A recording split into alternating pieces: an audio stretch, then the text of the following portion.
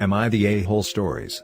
Am I the a-hole for banning my friend from using my pool because of what she said? 11 years ago, my 34 sister/brother-in-law/dad died, leaving me guardian to my 2 nieces, then 5 and 3. My dad left me his house, so we moved there.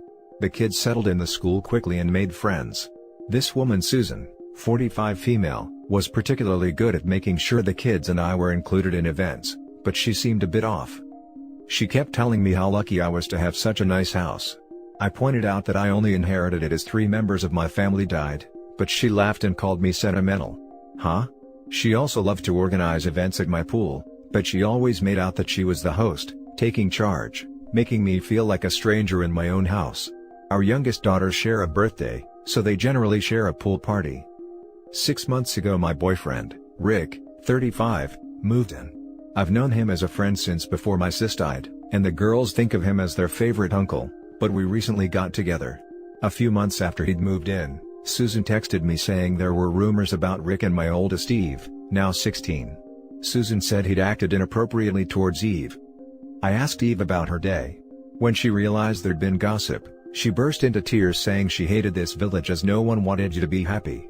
She said as they walked down the high street, he'd given her a side hug and kissed her on the top of her head. She said it made her feel like she had a dad for the first time in her life, and now the moment was ruined. Susan texted me later asking what I'd done, and I told her to drop it. But she kept texting me, saying I was too young to see how he was manipulating me. She suggested he was grooming my daughter. I told her to stop again, but she didn't, so I blocked her number and unfollowed her on all social media. Other friends sent me screenshots of where she'd posted to friends that he was a threat to children and I was an enabler. Then a few days ago, I bumped into Susan.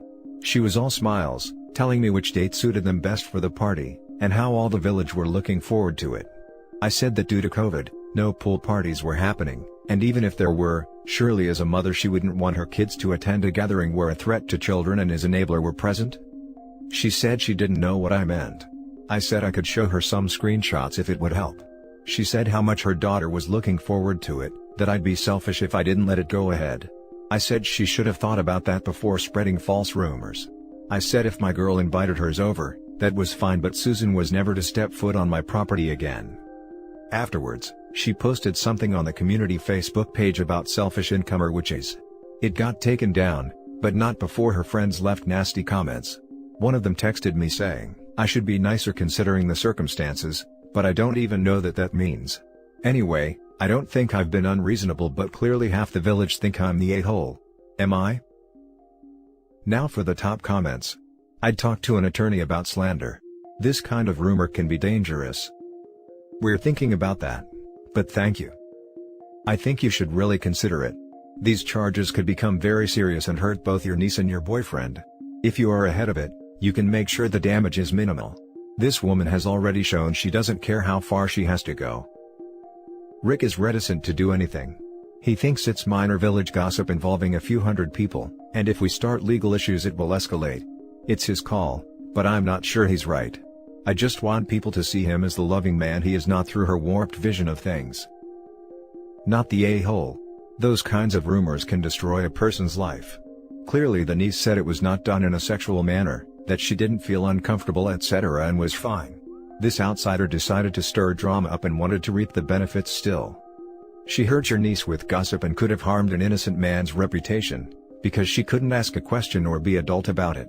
She also started drama on social media for it as well. It's total BS. You've every right to ban someone like her. If the wrong person heard her unjustified rumors it could have done a lot of damage. Not the a-hole. Steer clear of Susan and her drama. There is no winning with her and she will just drag you and the kids through the mud. You did a good job ending things. Keep those boundaries up.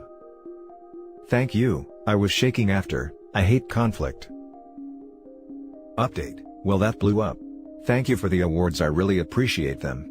I'm trying to go through all the comments, but sorry if I don't reply. 1. Rick and I will get legal advice and then decide what to do. 2. Friends seem to think Susan has damaged herself more than me. People have always given her leeway as she does do loads in the village, and she is married to a total crap. But her post about incomers has offended loads of people, anyone who wasn't born here, and stirred up lots of ill feelings. 3. For those of you who say we should move, I have thought about it. But we can't really for 2 years until we get to a good point in the girls' schooling. It's under consideration.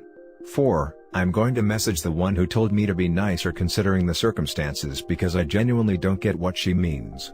5. For those asking about my use of village, in the UK that's what we call places smaller than towns. Not sure what the precise geographical definition, you just know. It's not that usual to have an indoor pool in the UK, so I think that's why she's so obsessed with it. 5. I have thought about sending her a picture of me in the pool drinking a cocktail with a raised finger, but I think I would be the a-hole then and it's probably not worth the hassle. Now for the next story. Am I the a-hole for telling my dad to swallow his freaking pride and go to a food bank? My 17 female mom, 33 female, she had me at 16, left shortly after my little sister, 2, was born. I also have a 5-year-old brother and a 3-year-old sister.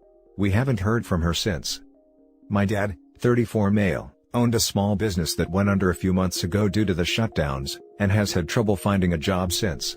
Right now, he's working 2 minimum wage jobs to try to support us, but that barely covers the mortgage and our car payments. I ended up dropping out of high school so I can take care of my siblings and get a job. I got a great job as a nanny, and they're letting me bring my siblings since they're the same age as the kids, 5 male and 3 female. I've been paying for all of our healthcare. I have ulcerative colitis and my brother has type 1 diabetes, so that stuff is expensive, my car, and half our food bill and any clothes that my brother and sister need and occasionally some new toys for them. I know for a fact that we qualify for financial aid at the hospital we go to and maybe SNAP benefits or food banks. It would make things so much easier on all of us. My siblings and I don't eat healthy. Most of what we eat are those bulk bags of cereal at the grocery store and dollar store pasta with beans or sometimes eggs or meat. It's gotten to the point where the family I work got started giving us all their leftovers so we can eat somewhat healthy. I talked to my dad about financial aid at the hospital and he actually agreed to it, but when I brought up SNAP benefits or going to food banks he completely shut the idea down. He kept saying he doesn't need help getting us food, and he survived without food stamps when he was our age so we should too. I lost my temper and yelled at him, swallow your freaking pride and go to a food bank because 2 crap meals a day isn't cutting it. He yelled at me to go to my room and now we're not speaking to each other. Am I the a-hole for yelling at him? Edit, I'm not calling CPS on my dad, so y'all can stop suggesting that. He's trying his best. I sent my dad the post. He finally came to his senses and we're going to start applying for benefits tonight. For those of you asking about my education, I'm planning on getting my GED in May, and starting community college in the fall. Not the a-hole. Things ain't normal, and he's under a lot of stress. Likely hates feeling you already had to drop out of school, and that he's not cutting it as a man. But he's got to get past it, and maybe this was the kick in the butt he needed. Edit, so proud of you and your dad for taking one hard step after another. Glad he decided to accept some help, wish you both the best. He's let her drop out of school to be a co-parent and refusing to take assistance? That's such BS.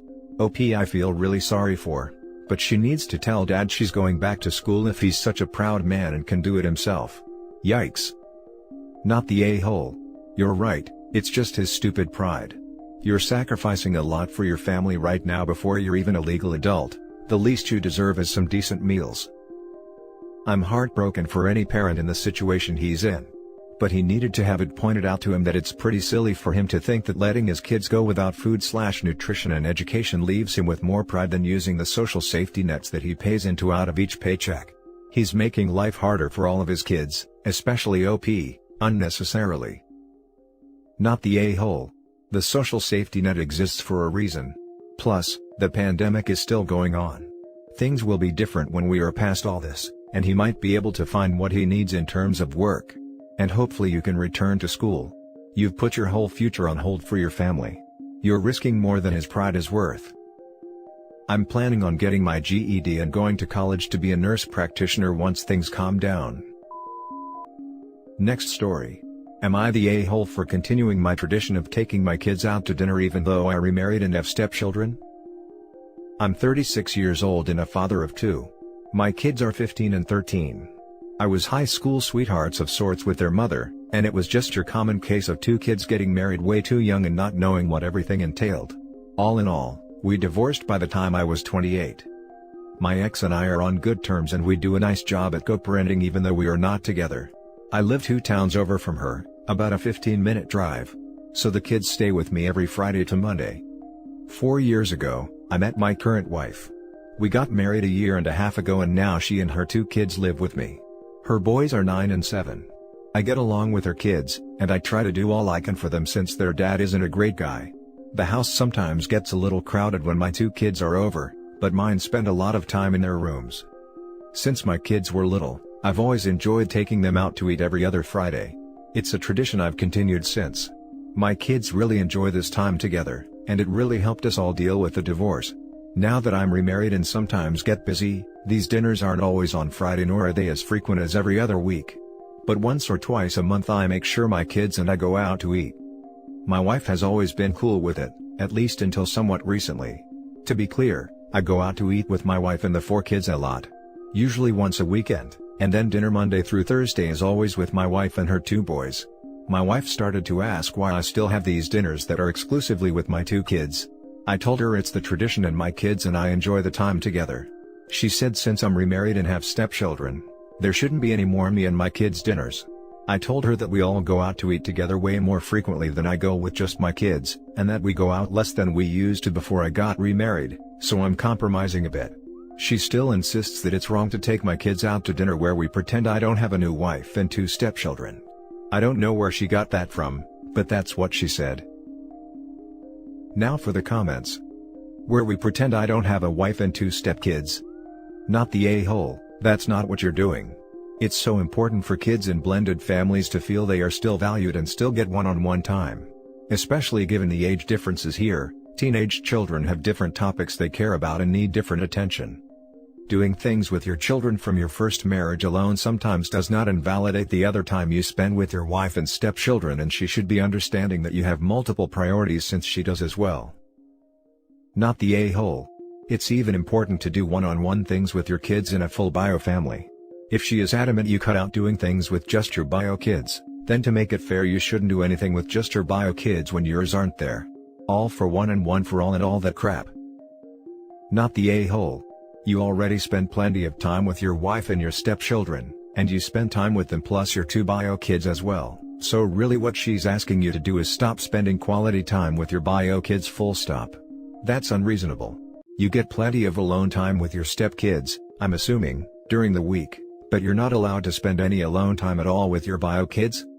Your wife is being unreasonable. I would pick this hill to die on. If you choose to stop or phase out your dinners with your bio kids, they will notice and they will resent you. Don't let her insecurity damage your relationship with them. Yeah, I've figured she might be a little insecure. I don't know why at all. She doesn't seem to love the idea that I've had a family before her, though she does have 2 kids herself. Hi, product of a broken home here. Let me start with not the a-hole, not the a-hole, not the a-hole, not the a-hole, not the a-hole. You're not being selfish, rude, inconsiderate, a jerk, or anything like that. You're carrying on a tradition that existed previously to maintain a relationship and create a semblance of stability in your kids' lives. You mentioned you do plenty of things with wife number 2/stepkids every week and quite often with all 4 kids. By her logic, birthdays aren't allowed to happen anymore, or Mother's Day/Father's Day. Don't do anniversaries either. You don't want anyone to feel excluded, ever. Everyone has to be included for everything, always. Ha ha ha, thanks, you sound a lot like some people I'm friends with on Facebook. Now for the last story. Am I the a-hole for not spending enough time with my kids after my husband died? My husband died a few months ago when a drunk driver hit him. We have 4 kids, a 4th grader, 3rd grader, 2nd grader, and 1st grader. 4 kids is a lot of kids, but together, my husband and I managed without needing help outside of the school offered after-school care. Now that it's just me with 4 little ones, I had to hire a nanny to make sure the kids get to after-school activities and grief counseling. I have my dream job. Without giving too many details and identifying myself, my schedule is where I work 10+ hours for a few months, then I have 2 months or so off. I am always available in the morning and have weekends off. I always make the kids breakfast and drop them off at school. When I'm working, I'm not usually home for dinner. I do meal prep and essentially all the nanny has to do is pop something in the oven. I try to be home for bedtime. I probably miss 2 or 3 bedtimes a month. But my in-laws have been telling me that I am a bad mom. Now that my husband is dead, I need to be home more. My kids are handling the death pretty well from what I've seen and what their counselor has told me. When I'm not working, I spend as much time as possible with my kids. I plan fun adventures and have game nights and things like that. We have a great relationship. My in-laws want me to quit my job. Financially I can do that, because of life insurance and my saving from my high-paying job, but I don't want to. I love my job, it's very fulfilling and I'm doing what I dreamed of doing as a kid. I feel I can do that and care for my kids. Am I the a-hole for not quitting my job and hiring a nanny to help me care for my kids? Not the a-hole. From your description it doesn't sound like your kids are suffering from your working lifestyle. Money isn't the most important thing in the world, fulfillment is. Your kids will suffer more if they have an unhappy parent at home versus a hardworking and active parent.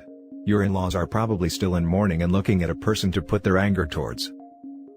And try to spend one-on-one time with each kid. Affected for the one night a week, with each kid for half an hour later bedtime where you do something low-key together, making the next day meal prep, or a puzzle. Time to know each other as individuals. The extra half hour before bed is a great idea. I do make sure they get one-on-one time, but I do worry it's not enough. Thanks for the suggestion. If you were their daddy, literally no one would think twice about you going back to your job. Keep that job you love, keep spending time with your kids.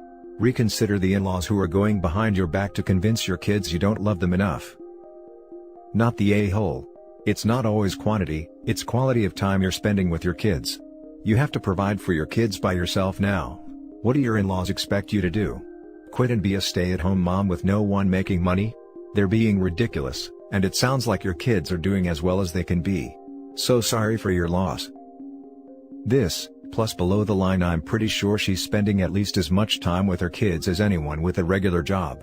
It's just not in a standard construction.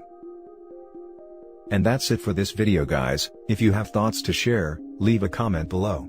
Don't forget to hit like and subscribe if you like this content. I'll catch you in the next one. Good day everyone.